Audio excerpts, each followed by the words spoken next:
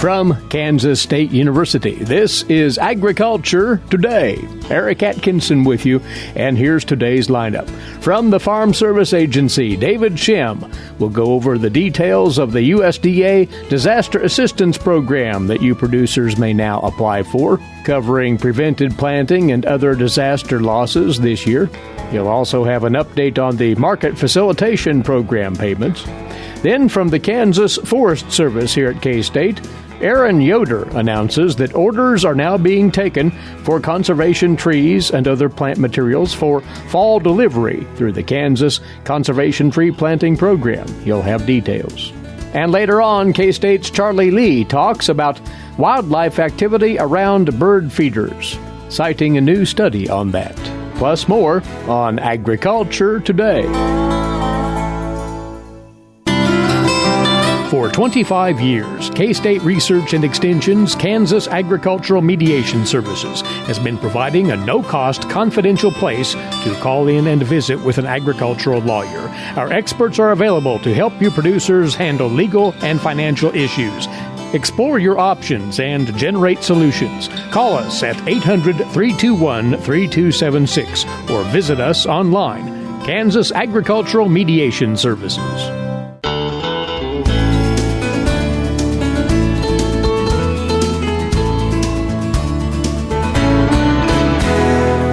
You're tuned in to Agriculture Today from Kansas State University. Glad to have you along with us once again.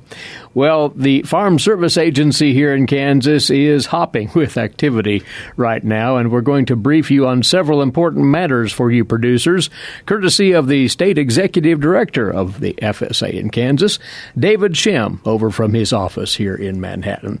David, we eventually will get to this important matter on disaster assistance for producers, which is now open for business at FSA offices in Kansas and nationwide. But to catch folks up on a couple of other things, the Market Facilitation Program payments, or trade aid as it's called. Let us know where that process stands, if you would. You know, it's been kind of a new program in the aspect of, a lot of people have been referring to it as MFP 2.0, but as I mentioned before, it again is truly a new program and a lot for our offices to implement out there, obviously for producers to understand. And so as we've rolled out that program, we've been working through any challenges that have been presented.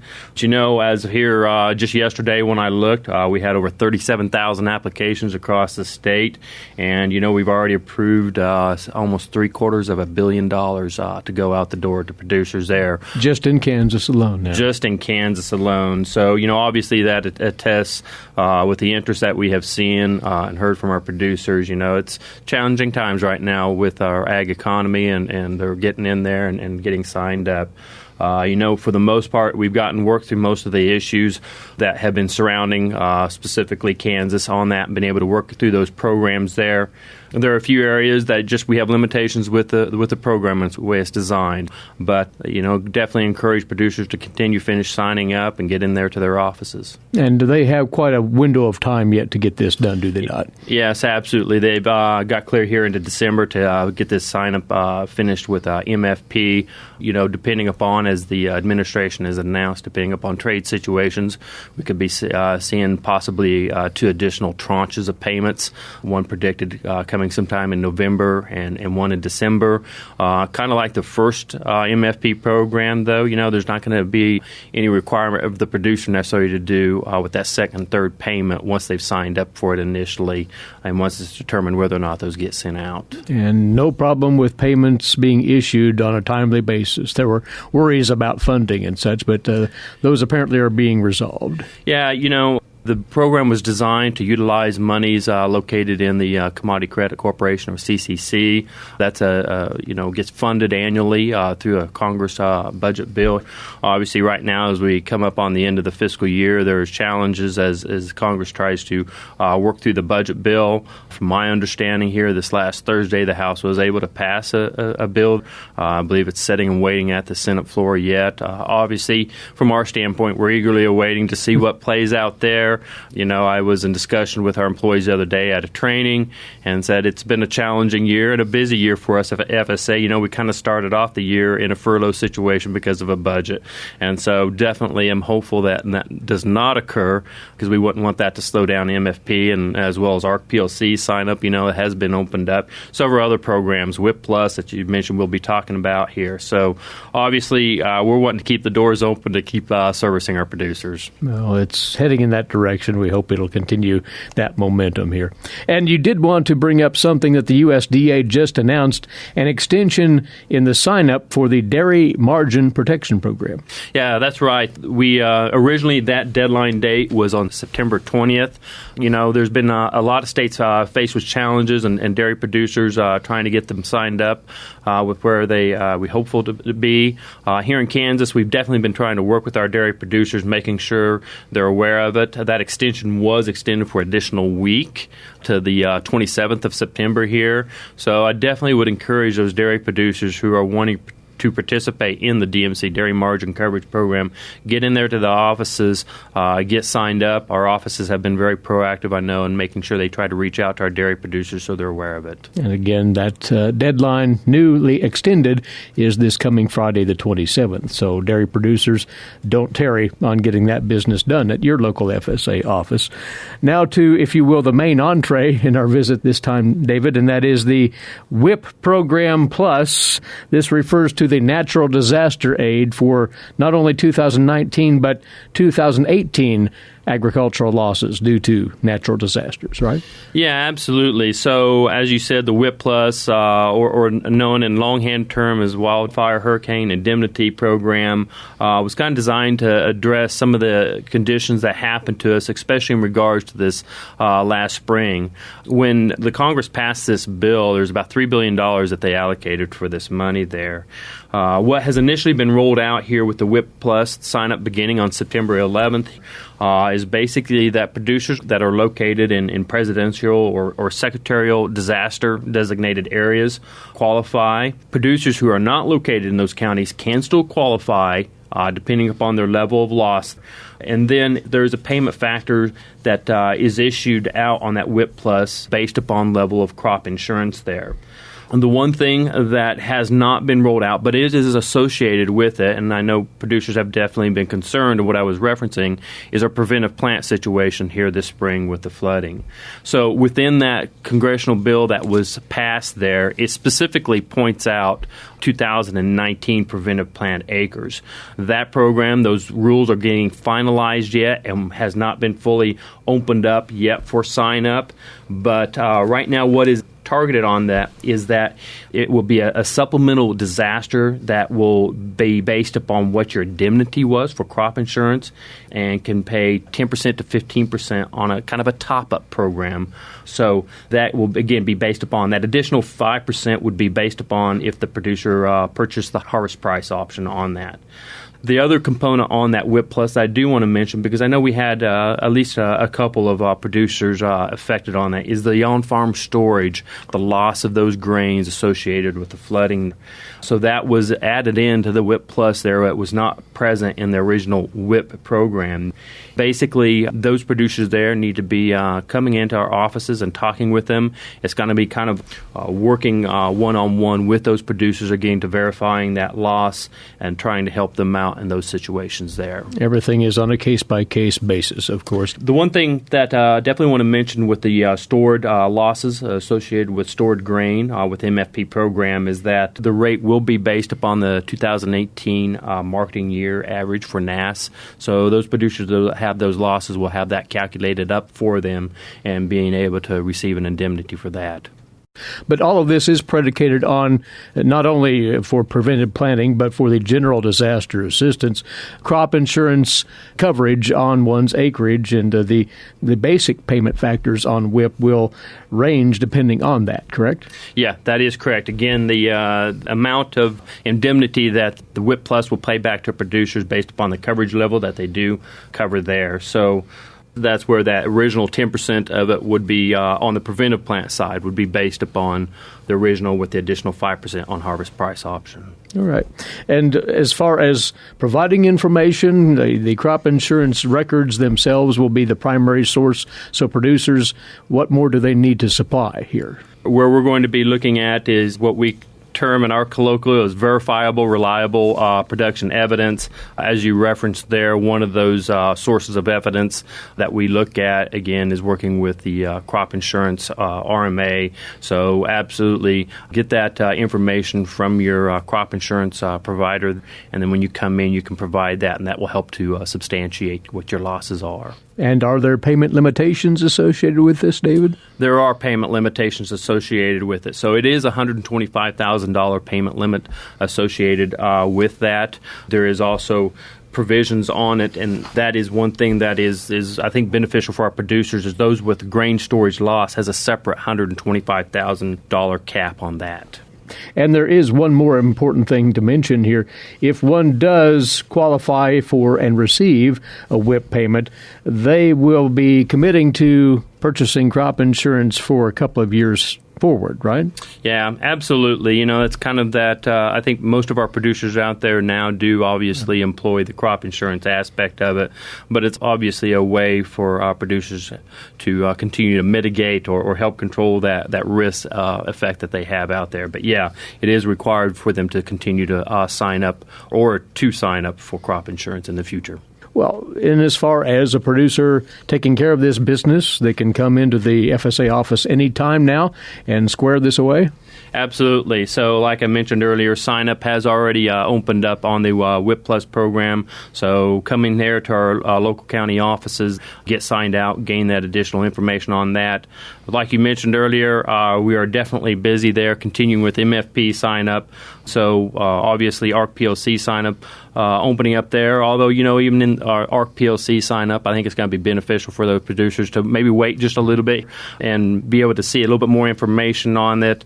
Right now, there's also a yield update that we got a little bit of a delay before they can do the yield update or sign up for the 2020 year. So MFP applications, our dairy farmers, our farmers are hit by those disasters out there. Please definitely come into our county offices, talk to us there, let us get you signed up for the programs. Always appreciate you keeping us posted, David. Thanks for coming over. Thank you, Eric, and definitely wishing all those farmers out there a safe and bountiful fall harvest. Indeed. He's David Schemm, State Executive Director of the Farm Service Agency here in Kansas, and you're listening to Agriculture Today. What is radon? Home exposure to radon gas is the leading cause of lung cancer death in the United States for non-smokers. In Kansas, 1 in 4 homes will test at or above the EPA action level. The Surgeon General recommends all homes be tested and fixed if necessary. Visit kansasradonprogram.org for more information. Test, fix, save a life. This message brought to you by the Kansas Radon Program, the Kansas Association of Broadcasters, and this station.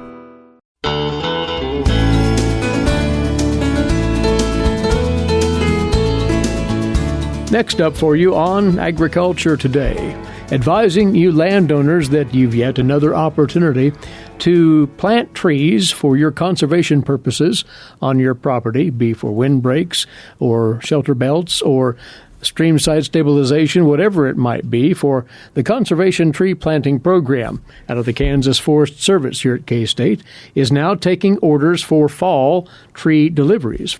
We brought by conservation plant specialist with the Kansas Forest Service, an individual who works with the program directly, Aaron Yoder, to tell us what's available. And Aaron, you are taking orders right now. That's the first order of business here, right? Yes, we are taking orders. We are a few days into the season. We started shipping this past Tuesday, and we're going to be taking orders until October 15th. So things are rolling right now. Right in the thick of the delivery process.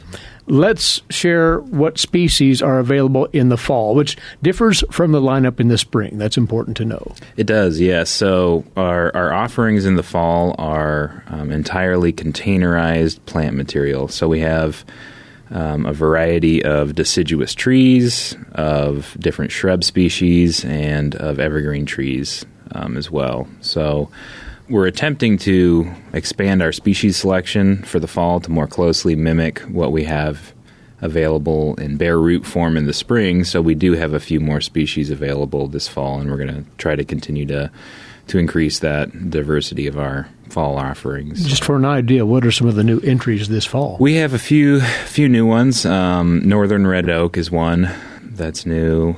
We've got the 2 native plum species that we offer in the spring, American plum and sandhill plum. And we have Osage orange, and I think that's all we have that's new this fall. So we're experimenting with new species all the time to try and get the propagation protocols kind of in order. So we're experimenting with some other shrubs and things like elderberry and hazelnut, some other native shrubs that we have that we think people will benefit from for conservation plantings.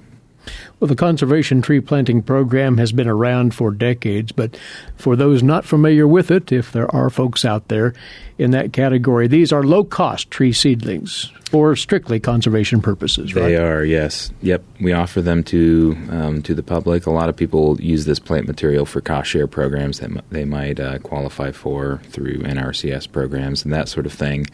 But it is open to the public. We sell in units of 25 seedlings, so that's kind of the minimum order that you have to place. You know, folks can use this for a variety of different purposes. Windbreaks are probably the most commonly used, the common function that people use these for.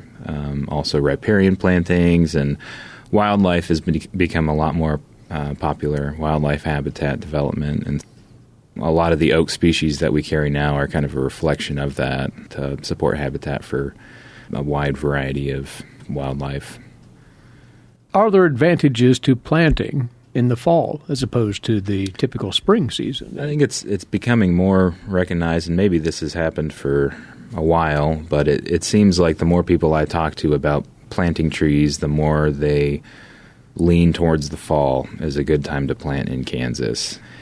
I think that is for a few reasons. The springtime, it seems like our temperatures tend to go up and down and up and down and up and down. And when you're putting a seedling down into the soil that doesn't really have an established root system, those oscillating temperatures and variable moisture, if we have that situation, can be really stressful for a tree. So in the fall, you're putting a plant into the ground, and it's really going to just be establishing its root system until the soil temperatures really drop below 40 degrees.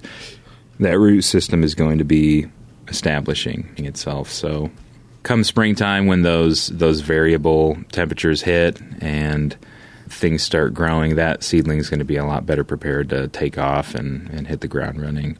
So yeah, fall's a great time. We have, just anecdotally, a lot of people will come by and say, "Hey, I had a great year this past fall. All my trees are surviving," and so we kind of take that to heart, and we've been trying to increase our offerings to accommodate that.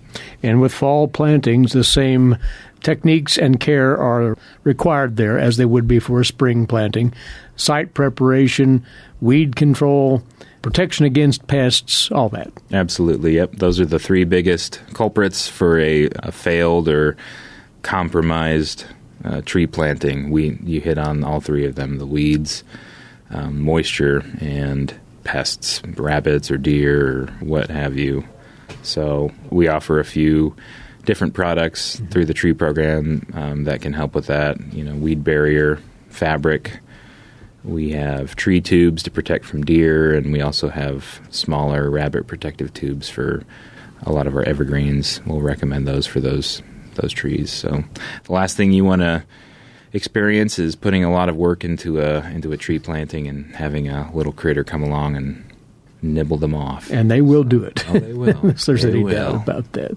And there is plenty of information available to folks in as far as guidelines to planting, guidelines to care. Absolutely, yeah. If you go to our website, www.kansasforest.org, under the Conservation Tree tab, you can find a number of resources that address a lot of these procedures and installation tips and just general tree planting advice. All right.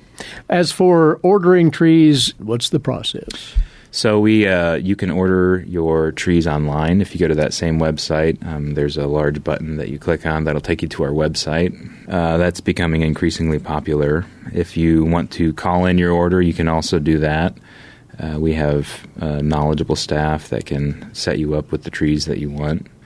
And in the fall, we don't do any sort of pre-ordering, so as soon as you order, we try to set up a ship date.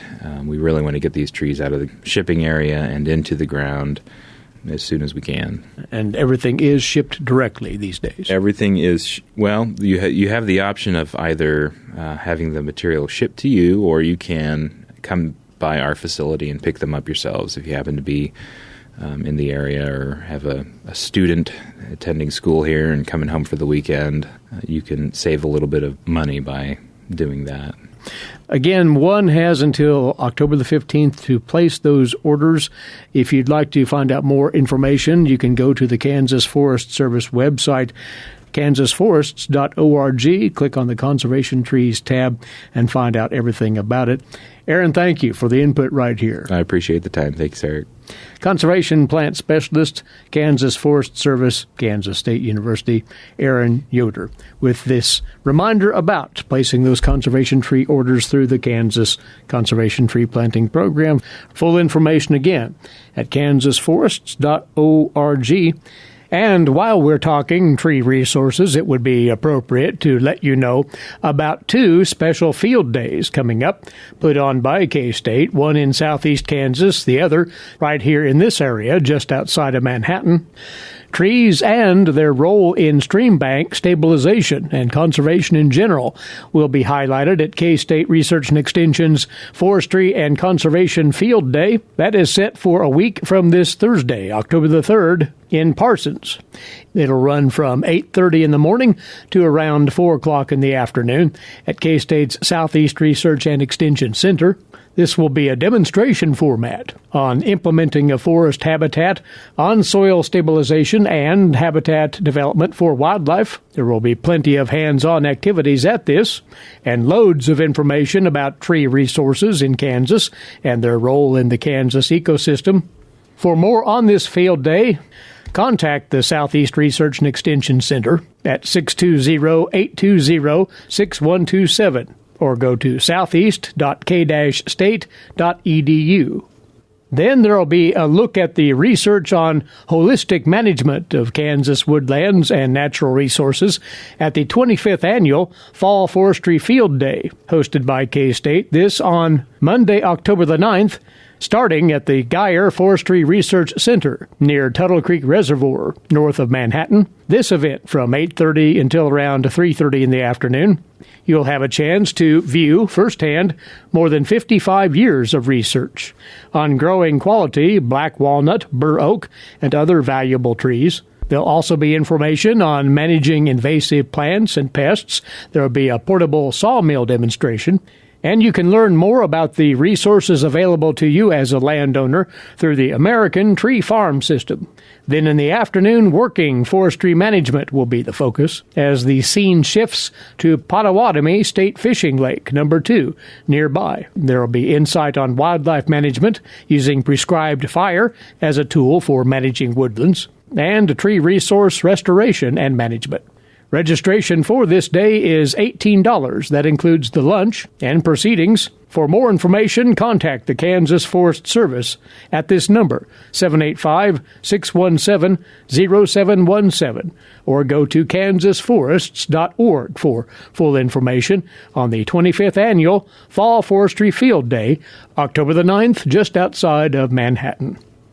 This is Agriculture Today, and we'll be back with today's agricultural news headlines and much more here on the K-State Radio Network. Stay with us.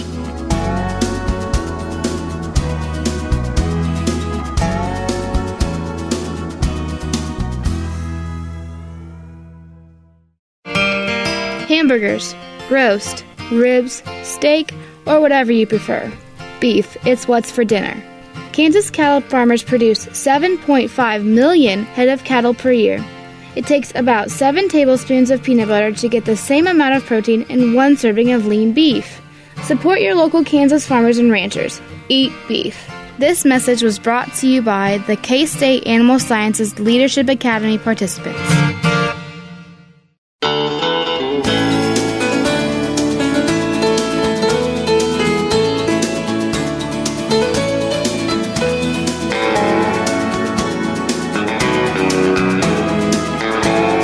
Broadcasting from the campus of Kansas State University, this is Agriculture Today. Eric Atkinson here as we move ahead now with today's agricultural news headlines for you, courtesy in part of DTN. Starting with this week's Kansas Crop Progress and Condition Report from the USDA. And for the week ending this past Sunday, our topsoil moisture around the state was rated at 5% surplus and 68% adequate, 27% short to very short, while the subsoil moisture came in at 2% surplus, 76% adequate, and 22% short to very short. Winter wheat planting in the state now 15% complete. That's very near the 5-year average for the date. Wheat emergence at 3%, also equal to the average. The condition of the Kansas corn crop as we move ever so gradually into harvest, 51% good to excellent, 35% fair, 14% poor to very poor. Corn now mature at 60%. That is behind the 72% average for the date. And corn harvest, 19% complete. That's significantly behind the 27% average for the date. Soybean crop condition, 56% good to excellent, 34% fair, and 10% poor to very poor. Soybeans dropping leaves now at 27%. That's well behind the average of 41% for the date. As for the grain sorghum crop, then 63% good to excellent, 27% fair, and 10% poor to very poor. Sorghum now mature at 21%. That's behind the 34% average. And the grain sorghum harvest is at 2% complete. That's very near the average for the date. As for corn and soybean harvest progress nationally now, we turn to the USDA's Stephanie Ho.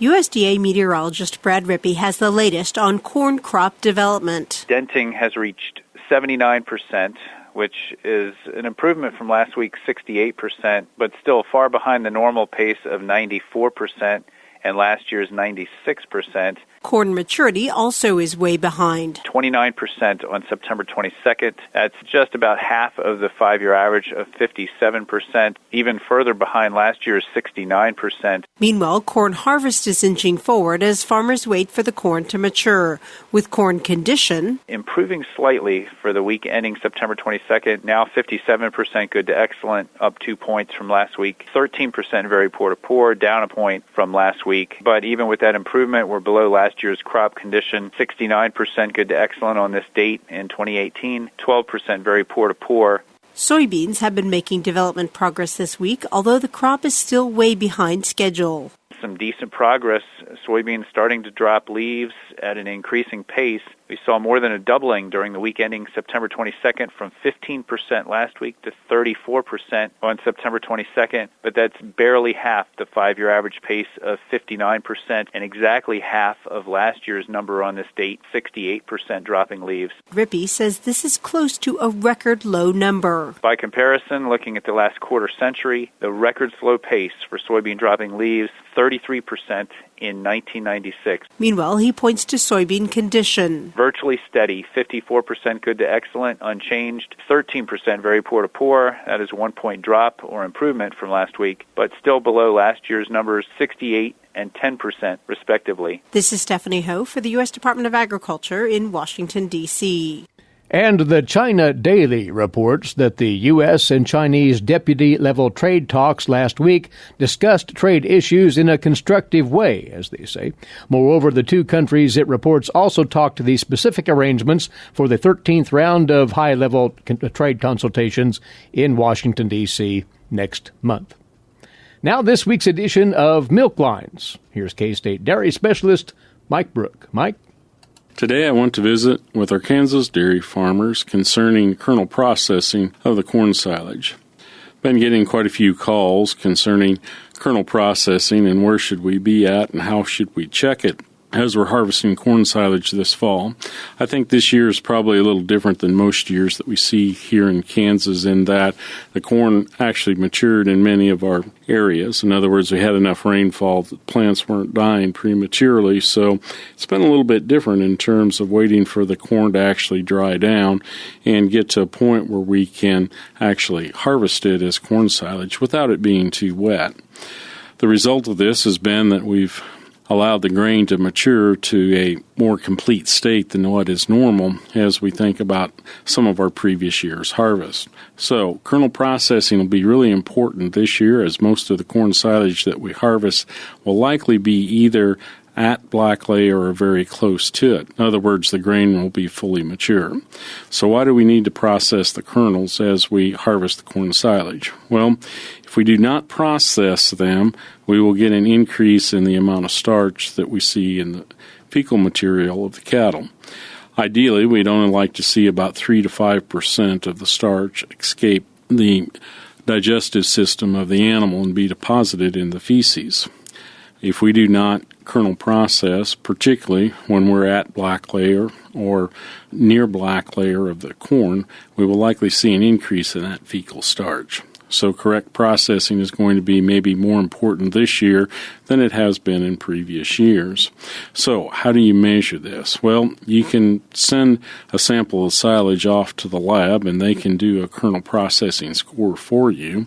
That's useful information. However, by the time you get that information back, you'll likely be done with harvesting your corn silage, so it's maybe not helpful as we move through the fields.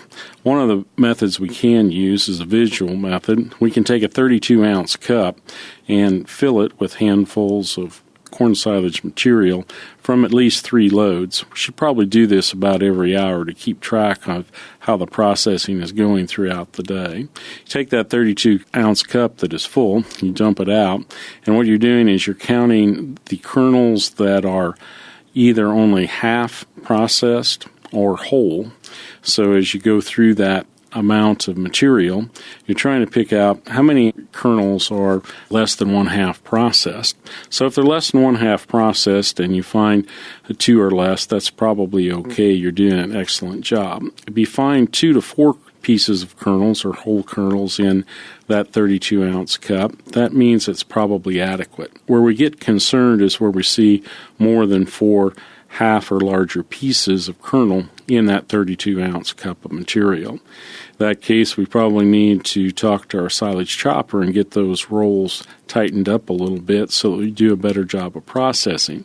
Make sure you continue to check to make sure that we've actually moved the rolls tight enough together to get adequate processing of the kernels.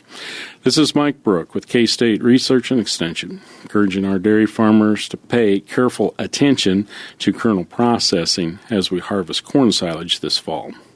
Thanks, Mike. And you're tuned to Agriculture Today. While many people know hunger is an issue in developing countries, it is also a problem in our own backyards. In 2010, 1 in 7 Kansans struggled to put adequate food on the table. 2 K-State Research and Extension programs are tackling this problem. The Family Nutrition Program and Expanded Food and Nutrition Education Program reach thousands of Kansans in more than 70 counties. They learn how to eat healthy with a low budget. For more information about these programs, visit ksre.ksu.edu.